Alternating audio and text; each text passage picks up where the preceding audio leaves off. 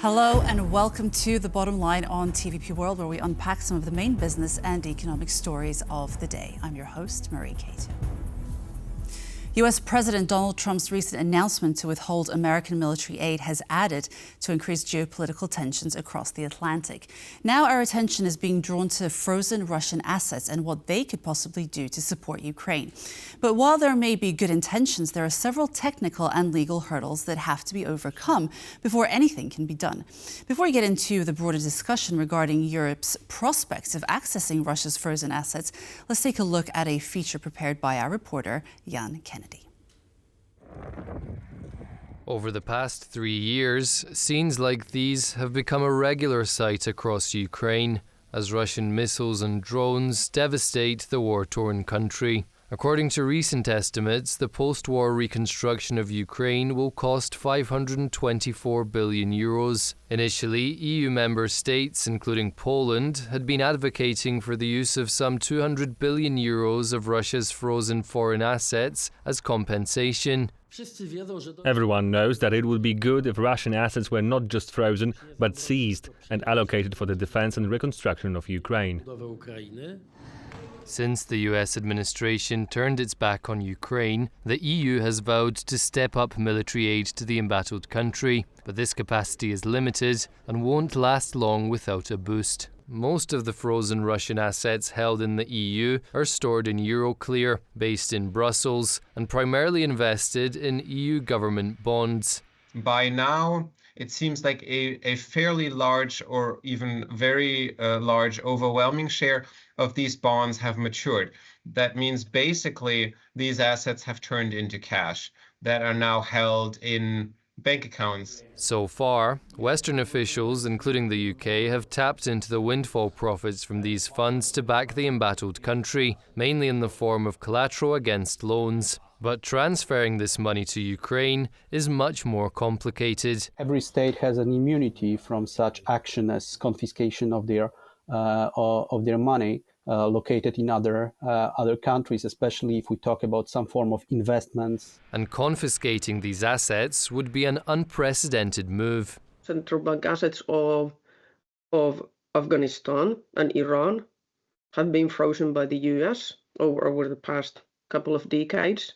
But even the US has never seized the central bank assets. But according to analysts, there are ways around it. The much easier path would be to allow Ukrainian government or Ukrainian entities or Ukrainian people basically to file claims against these assets. Opponents argue that transferring Russia's foreign assets to Ukraine could have major consequences for the euro and other key currencies used in international trade. They're afraid that countries will move away from these reserve currencies, use other currencies for trade, and ultimately limit the leverage of the Western financial system. But the fact that the owner of these funds hasn't had access to them since 2022 hasn't had much of an impact. During the past 3 years, we really haven't seen a notable change in the international role of the euro. Analysts suggest it would be easier to unlock these funds if they were allocated for defense purposes. It will be a bit also easier as far as the legal aspects of that are concerned, because it could be treated as some form of countermeasure for illegal action. Nevertheless, the first step is to get all member states on board. Not all countries will share that point of view, and that could be a problem. If we depends also what kind of decision it will be. Measures taken on the EU level have to be taken unanimously. Of course, individual countries could do this by themselves. I'm not sure if they would want to. A decision is urgently needed. A ceasefire agreement is far from being reached. The US administration has halted further support for Ukraine, and the EU will struggle to bear the full weight of providing military support to the country. As we can see, the issues that lie in the way of accessing the frozen Russian assets are multifaceted that go well beyond good intentions. To help us get a better understanding of the technical and legal issues, I'm joined by Tom Keatinge, Director of the Centre for Finance and Security at the Royal United Services Institute, and Armin Steinbach, from the Jean Monnet Professor of EU Law and Economics from the HEC Paris Business School. Welcome to you both, and thank you very much for joining us. Thanks for having me. So we are looking at $300 billion of Russian frozen assets. $220 billion of the Russian frozen assets are in the EU, up to $30 billion in the UK, and the rest elsewhere. That's a little bit vague. I'd like to have you tell us about more of those details and who is responsible for it. Tom, perhaps we can start with you. Sure. So look, any country that has reserves will look to hold them in foreign currency assets and will look to hold them in assets that they trust. Hence why there are so many Russian assets held in European government bonds, US dollar assets, and indeed pounds sterling here in the UK. That's what any country that has assets that it's going to need to use for purchasing in international trade markets and so on will use. And so you hold those, and I should say I was an investment banker for 20 years, and indeed in my last year at JP Morgan, the Central Bank of Russia was one of the clients that I dealt with. And you hold those in the country or the region appropriate for that currency. So the setup that Russia had prior to 2022 is the same setup that any country would have. And I'm sure we'll get into this, but that's one of the reasons why the likes of Christine Lagarde and others within the EU are nervous about taking action against the Russian central bank assets held in the EU, because there are other countries that are watching the situation very closely. And we have these different amounts in different places. And I'm curious if you could tell us who is actually responsible for those amounts of money in those various places. Armin, perhaps you could tell us. Yes. So what we are currently talking about is the huge bulk of money or central bank assets held by Euroclear, which amount probably around 100 billion. And Euroclear sits in Belgium and is therefore subject to Belgian jurisdiction. And so in principle, it's the Belgian government who could decide to seize or confiscate these assets, or the European Union could mandate Belgium to confiscate these assets. The remaining assets between the 180 or the 120 up to 300 billion, they are spread all over the world. Some other European countries do hold minor positions of central bank assets. Obviously also in Japan, in the UK, we do have a single-digit billion of assets. And in the US itself, we have also a comparatively low amount of central bank, Russian central bank assets, also of 5 or 6 billion.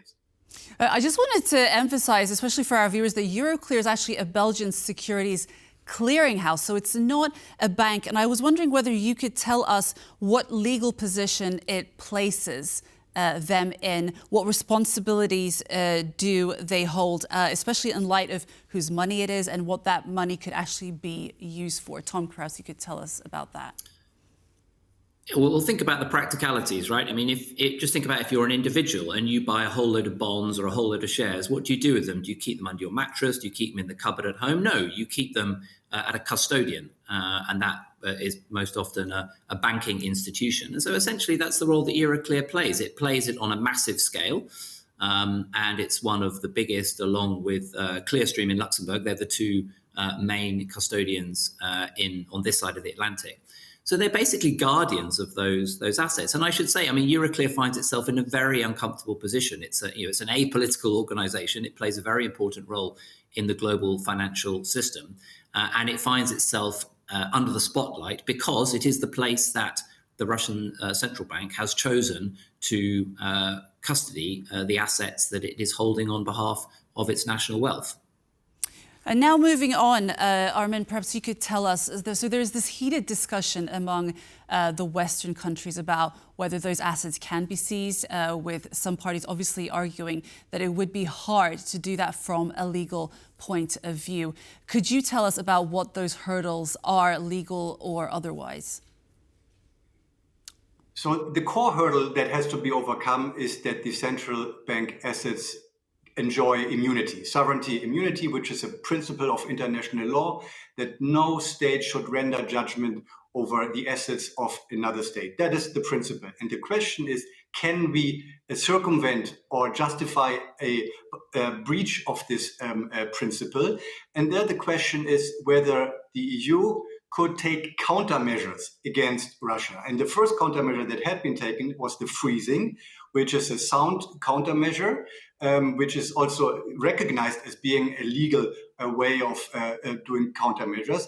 Now, the question is going one step further, confiscating these assets, whether this is in line with countermeasure law. And there are at least two points why this is probably very difficult, to put it that way, or we're moving in a gray area. The first is that you are only allowed to take temporary and reversible countermeasures. However, if you confiscate an asset, you somehow deprive the former owner of these assets of their property, and you change the property. And that is not something that is not temporary and not reversible, unlike the freezing. That is the first problem. The second problem is that countermeasures are generally allowed to be taken to induce compliance with international law. So in our case, to request and to induce Russia to stop the illegal annexation, but it's not used to pay damages or to settle damages. So countermeasures in principle cannot be taken in order to settle a damage claim and to settle reparation claims. Tom, would you like to add something to that? Yeah, I mean, I would. The legal analysis is, I think, accurate, but there is also a question of political will here. And one of the issues that bothers certain people in the EU, and there is a good degree of post-traumatic stress disorder in the EU after the EU sovereign debt crisis of the 2010s, is what does this mean for the credibility of the European government bond markets? Do you want to invest your assets as a sovereign country? Do you want to invest your assets in the European Union like this? And we know that last summer there was quite a campaign of effort by certain countries, for example, from the Middle East, saying, well, if you were to confiscate or in some way use the Russian central bank assets, then all that might make us nervous about putting our assets with the European government bonds in the future. I think the simple answer to that is, well, unless you're planning on invading your neighbour, your assets are entirely safe. The other thing I point to, and it was pointed to in the package that you played before this conversation, is that the major moment of jeopardy in this story was when the central bank assets were immobilized in 2022.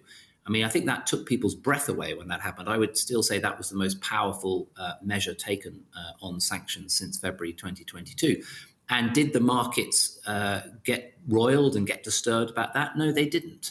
So I think, there's a question of political will here. I agree that the legal analysis is a 50-50, glass half full, glass half empty situation. But if the EU wants to lean into this issue, then it can.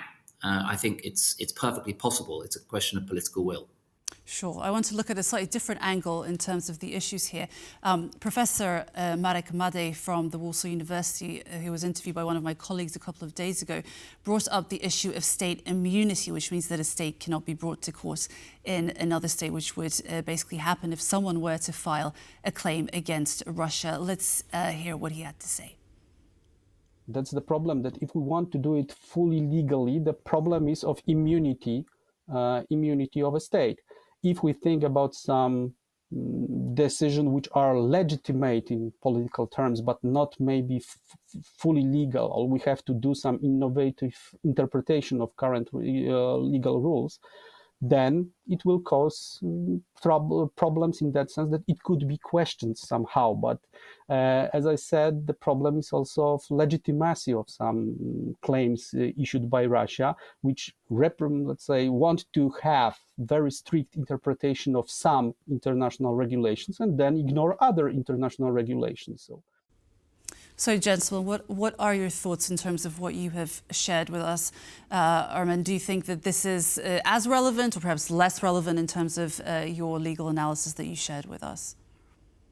No, it's absolutely relevant, and picking up also on what Tom just said. I mean, you have clearly to distinguish the political and moral dimension from the legal dimension. And I think the majority of people have a clear mind on the political case. However, whether you want to move into a gray area without legal precedents is something that especially the European Union should ask itself twice. Why? Because the European Union has always been a player, a rules-based player, a player in the rules-based order, in a multilateral system in which you respect international law, unlike to some extent the United States of America, who in the past had less problems in violating international law. So the EU, if it moves ahead with a move that is in obvious conflict with international law, would set a precedent that could undermine its standing and its compliance with the rules-based order. And Tom, what are your thoughts? What do you think? So, there's a famous aphorism, isn't there, that if you put 10 lawyers in a room, you'll get 100 different opinions. I think we can argue this legally, we can argue this in all sorts of ways.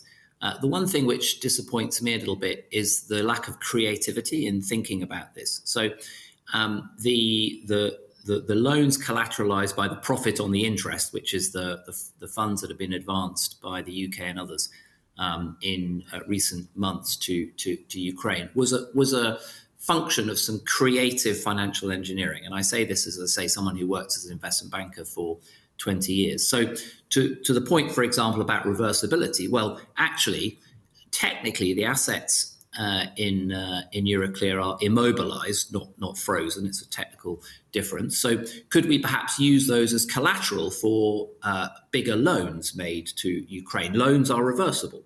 Mm-hmm. So I think there are things like this. We basically need to decide, do we or do we not want to use these assets to a greater extent than we've used them so far? And if we do, and we agree that that's politically and morally the right thing to do, then let's get creative people around the table to come up with the kinds of solutions that were developed last year on a more expansive basis than we've reached so far. But does this mean that essentially there needs to be some broader legislation that needs to be passed within the EU?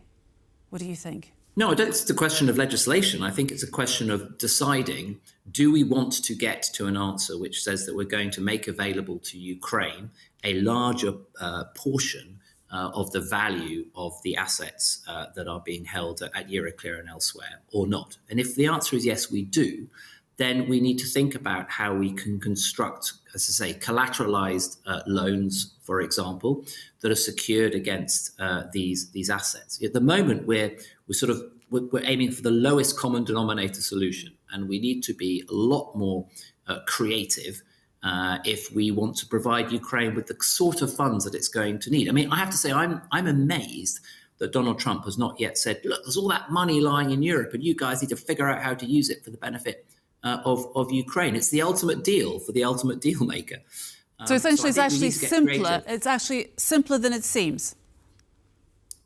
If there is, if the will is there. Yeah, if the will Correct. is there. Okay, just as we wrap up, my last question to both of you.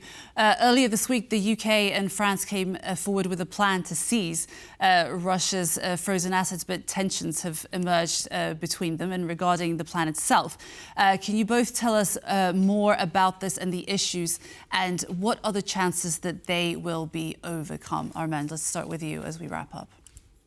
Yes, sure. So what we've seen so far was the creativity that is in line with law. Taking the windfall profits of Euroclear, it's something that is legally sound, and using it as a collateral was legally sound. However, now moving one step further, deprives potentially the ownership of the assets. And the current and most recent dispute is about the question whether these assets could be used in such a way that once there is a peace agreement or a ceasefire, that in case of breach of the ceasefire, the confiscation would move ahead.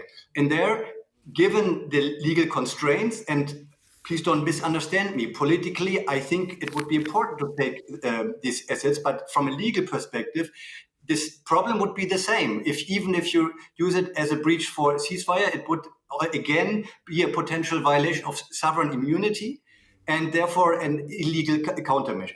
Okay. Tom, I'm being told that we have to wrap up our conversation here, but I've enjoyed speaking to both of you very much. Thank you so much for joining us on the show. Thanks for having me.